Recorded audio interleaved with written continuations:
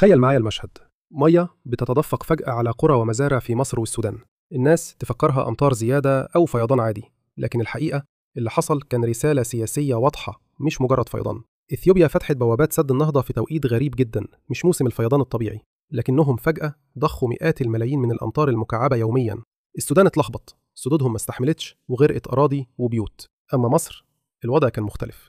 السد العالي استقبل المية كأنه بطن واسعة شايلة خير، وبحيرة ناصر حولت الأزمة لنعمة. الكهرباء عندنا وصلت لأعلى إنتاج من سنين، بينما سد النهضة نفسه التوربينات فيه اتقفلت والفضيحة بانت.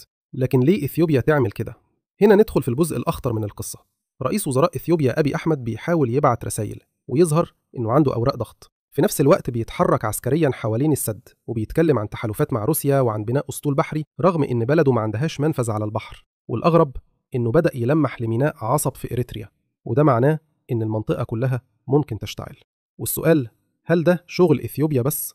لا، الإعلام الإسرائيلي نفسه اتكلم بصراحة. قنواتهم وصفت اللي حصل إنه بروفا لسلاح جديد، وكأنهم بيختبروا رد فعل مصر. ونتنياهو اللي بيظهر دايما كأنه صاحب الكلمة الأخيرة بيبعت رسالة غير مباشرة: خلوا بالكم، إحنا لسه ما وريناش كل اللي نقدر نعمله. الرسالة واضحة، إسرائيل بتحاول تلمح إن عندها أوراق ضغط على مصر، سواء من ملف سد النهضة أو من الجنوب أو حتى من تهديدات للسد العالي. لكن المشهد الحقيقي قال عكس كده.